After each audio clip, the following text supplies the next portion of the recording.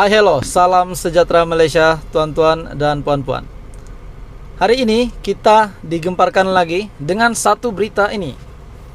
Kepada semua subscriber, kepada semua penonton, viewers dan pendengar di dalam channel ini yang minat akan berita ini, saya pasti Anda mempunyai idola Anda untuk memimpin kerajaan kita.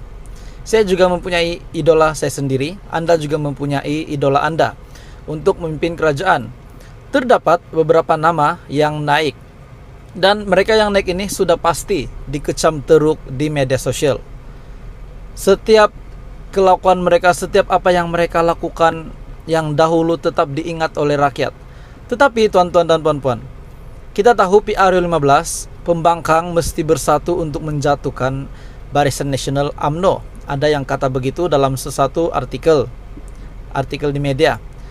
Tapi setiap pemimpin ini yang bakal menerajui negara kita, bakal menjadi Perdana Menteri seterusnya, bakal menjadi kerajaan seterusnya, rakyat ataupun semua parti perlu bertimbang rasa, bertoleransi. Jika mereka bakal menjadi kerajaan, kita tidak perlu lagi ingat apa yang mereka lakukan dahulu, tetapi kita fokuskan kepada kesejahteraan rakyat. Namun tidak semua rakyat, tidak semua manusia boleh buat begitu, boleh menerima bukan idola mereka untuk menjadi pemimpin negara. Macam yang kita tahu, rambut sama hitam, hati lain-lain. Tuan-tuan dan puan-puan, daripada Syahbudin.com terdapat satu artikel yang saya rasa Anda akan minat. Biarkan 3 atau 4 penjuru PRU15 bukan saja untuk halang kleptokrat, tapi juga untuk benam katak dan pengkhianat. Siapa katak dan pengkhianat ini? Katak, lompat-lompat. Katak dan pengkhianat ini. Siapakah katak dan pengkhianat ini? Artikel yang diterbitkan di Syahbudin.com, di sebalik keinginan Tun M. Muhammad agar parti pembangkang untuk saling bekerja sama bagi menumbangkan Barisan Nasional mendapat sambutan agak dingin, dan meskipun Anwar Ibrahim juga memutuskan untuk tidak menjalin sebarang hubungan baik dengan Perikatan Nasional maupun GTA Gerakan Tanah Air. Riuh rendah suara penganalisis dan ahli akademik yang mahukan penyatuan blok pembangkang masih lagi kuat kedengaran. Mereka secara umumnya memberi ingatan tanpa saling bekerja sama, blok pembangkang tidak akan berjaya merebut kuasa dan hanya memberi laluan lebih selesa untuk Barisan Nasional berkuasa semula. Adakah ini berita baik kepada Zahid Hamidi? Ataupun mungkin berita buruk kepadanya jika pembangkang benar-benar bersatu untuk PRU15 ini? Disarankan juga, meskipun berbeza pendapat dan pendirian, semua parti pembangkang mesti berlapang dada dan bersatu hati untuk satu perkara, yaitu menghalang Barisan Nasional jadi kerajaan semula. Untuk pengetahuan Anda, Tun Mahathir telah membuat satu kenyataan di media yang mengatakan beliau ini tidak ada masalah untuk bekerja sama dengan Anwar Ibrahim. Benarkah hanya dengan penyatuan pembangkang saja Barisan Nasional boleh dikalahkan? Tanda tanya. Apakah menumbangkan Barisan Nasional satu-satunya matlamat tunggal yang maha penting yang wajib dicapai bagi blok pembangkang, khususnya Pakatan Harapan, dan ia mengatasi semua keutamaan yang lain? Memang benar bahwa menjadi kerajaan, menumbangkan Barisan Nasional, dan mengelakkan kleptokrat berkuasa semula adalah misi yang sangat penting bagi blok pembangkang. Tetapi Pakatan Harapan jangan lupa kepada persoalan lalu yang lain, yaitu keserabutan politik yang berlaku hari ini adalah disebabkan pengkhianatan dan kerana ada ahli politik yang tidak malu menjadi katak. Katak si lompat katak. Semua itu berlaku disebabkan tamak kuasa, dengki, iri hati, dendam tak berkesudahan, dan pelbagai elemen busuk hati lain yang bersarang dalam jiwa mereka yang berkenaan. Mereka lupa atas tiket apa mereka dipilih rakyat, serta kerana apa rakyat mengundi mereka. Mungkin mereka sudah buat perjanjian ataupun manifesto yang sangat disukai rakyat, sehingga kan mereka menang sebab rakyat majoriti mengundi mereka. Disebabkan semua perangai jahat itu, maka kerajaan Pakatan Harapan yang dipilih melalui undi rakyat lebih rela dijatuhkan sehingga membuka laluan kepada parti yang kalah menjadi kerajaan. Jika Pakatan Harapan setuju untuk menjalin kerjasama baik dengan Perikatan Nasional ataupun Gerakan Tanah Air untuk menghadapi PRU15 akan datang, bermakna mereka rela memberi nyawa kepada pengkhianat dan katak untuk bernyawa semula.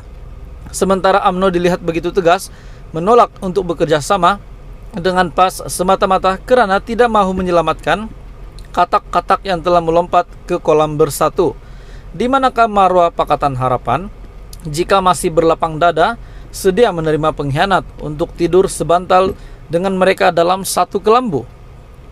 Lebih buruk sebenarnya setelah diselamatkan nanti dan katalah BN berjaya ditumbangkan, apa jadi kepada blok pembangkang akhirnya? Tidakkah semua mereka akan bergaduh sesama? Dan sudah tentu tajuk paling mudah untuk dijadikan bahan pergaduhan ialah Anwar Ibrahim mesti memberi laluan kepada orang lain yang tak pernah puas berkuasa untuk jadi Perdana Menteri sekali lagi. Dalam arti kata lain, perbalahan dan dunia politik negara akan menjadi kotor semula hanya kerana blok pembangkang setuju untuk saling bekerja sama bagi menjatuhkan Barisan Nasional. Atas sebab itu, Pakatan Harapan mesti tegas menolak sebarang bentuk kerjasama atau cadangan berbaik semula dengan golongan pengkhianat dan mereka yang pernah menjadi katak sebelum ini. Pilihan raya umum ke-15 ini bukan sahaja medan untuk mencari kuasa bagi memulihkan negara dan melaksanakan reformasi serta menghalang kleptokrat kembali memegang kuasa, malah bagi membersihkan politik negara ini daripada kekotoran yang disebabkan oleh pengkhianatan dan kegemaran melompat parti. Golongan tersebut lebih mungkin dapat disingkirkan dan dibenam karirnya jika Pakatan Harapan tidak menerima mereka sebagai rakan kerjasama. Hanya dengan menyingkirkan mereka daripada memenangi sebarang kerusi saja dapat menjadikan politik negara selepas ini berada di tangan mereka yang suci hati, murni perjuangannya serta setia kepada parti. Jangan bimbang jika PRU15 nanti berlangsung, sama ada 3 atau 4 penjuru. Bahkan jangan lupa Pakatan Harapan menang pada PRU14 dulu pun melalui pertandingan 3 penjuru. Mereka yang takut pertandingan banyak penjuru kononnya akan memberi kelebihan kepada Barisan Nasional, sebenarnya lebih takut mereka tidak peluang langsung dalam mengutip kemenangan. Percayalah, pengundi lebih memilih parti yang ada prinsip perjuangan dan tidak bersekongkol dengan pengkhianatan serta pelompat-pelompat katak berbanding parti yang sanggup mengorbankan nilai-nilai murni sendiri demi mengejar kilauan fata morgana kuasa semata-mata. Malah dengan kekal berpegang kepada prinsip itu, bukan saja penyokong sedia ada tidak lari, pengundi atas pagar juga mungkin lebih teruja dan tergairah untuk turut sama memastikan lakaran kejayaan yang diburu PH menjadi kenyataan.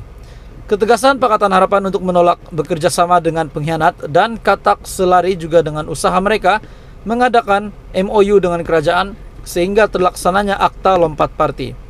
Sudah tentu akta lompat parti akan menjadi sampah di mata rakyat jika Pakatan Harapan akhirnya memutuskan bekerja sama dengan kelompok yang di badannya ada cop sebagai pengkhianat dan pernah menjadi katak. Tuan-tuan dan puan-puan, menerusi artikel ini, tajuknya biarkan 3 atau 4 penjuru, PRU15 bukan saja untuk halang kleptokrat, tapi juga untuk benam katak dan pengkhianat.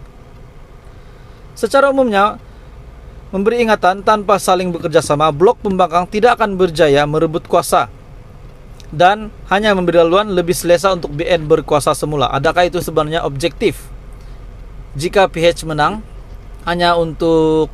jika pembangkang menang hanya untuk membenam BN ataupun untuk menjaga diri sendiri juga.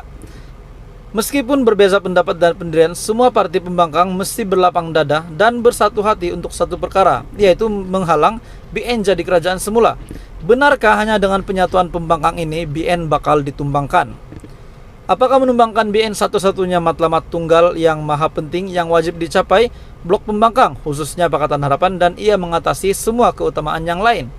Rakyat boleh berpikir dan boleh jawab soalan tadi. Yang penting jika Anda mempunyai komen ataupun mempunyai respon berkenaan dengan berita hari ini, Anda boleh komen di bawah, dipersilakan. Dan jika Anda setuju, Anda boleh juga komen setuju. Jika Anda tidak setuju, boleh komen tidak setuju.